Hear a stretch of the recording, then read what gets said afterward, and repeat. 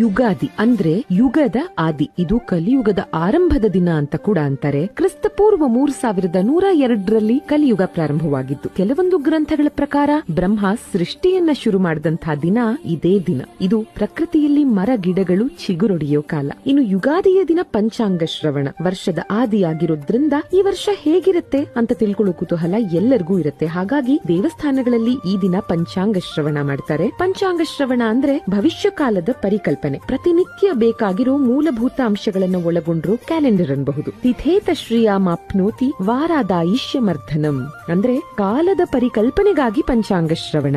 In fact ಪ್ರತಿನಿತ್ಯ ಪಂಚಾಂಗ ಶ್ರವಣ ಮಾಡಬೇಕು ಗೊತ್ತಾ. ಆದ್ರೆ ಆಧುನಿಕ ಜೀವನ ಶೈಲಿಯಲ್ಲಿ ಯಾರಿಗೂ ಇದಕ್ಕೆ ಸಮಯ ಇಲ್ಲದ ಕಾರಣ ತಿಂಗಳಿಗೊಮ್ಮೆ ಅಥವಾ ವರ್ಷಕ್ಕೊಮ್ಮೆ ಯುಗಾದಿಯ ದಿನ ಇದನ್ನ ಮಾಡೋದು. ಸಂಸ್ಕೃತದಲ್ಲಿ ಪಂಚಾಂಗ ಅಂದ್ರೆ 5 ಭಾಗಗಳಿಂದ ಕೂಡಿರೋದು. ತಿಥಿ, ವಾರ, ನಕ್ಷತ್ರ, ಕರಣ, ಯೋಗ ಅವೇ ಈ 5 ಭಾಗಗಳು. ಇನ್ನು ಯುಗಾದಿ ಅಂದ್ರೆ ಮಾವಿನೆಲೆಯ ತೋರಣವನ್ನ ಕಟ್ಟುವುದು ಅಲ್ವಾ. ನೋಡಿ, ಮಾವಿನ ಹಣ್ಣು ತಿಂದ್ರೆ ಅದು ವಿಪರೀತ ಉಷ್ಣ, ಆದ್ರೆ ಮಾವಿನ ಎಲೆಯ ವಾಸನೆ ತಂಪು ಗೊತ್ತಾ. ಇನ್ನು ಮಾವಿನ ತೋರಣ ಸಹ ಬಹುಮುಖ್ಯ. ಇದು ಒಟ್ಟು ಕುಟುಂಬದ ಸಂಕೇತ. ಎಲೆಗಳು ಎಲ್ಲವೂ ಒಂದೇ ಸಮ ಇರಲ್ಲ ಅಲ್ವಾ. ಅದೇ ರೀತಿ ಇದು ದೊಡ್ಡವರು ಸಣ್ಣವರು ಎಲ್ಲರೂ ಒಟ್ಟಿಗೆ ಕೂಡಿ ಆಚರಿಸುವ ಹಬ್ಬ ಅನ್ನೋದನ್ನ ಸೂಚಿಸುತ್ತೆ. ತಮ್ಮೆಲ್ಲರಿಗೂ ವಿಶ್ವ ವಸು ಸಂವತ್ಸರಕ್ಕೆ ಸುಸ್ವಾಗತ.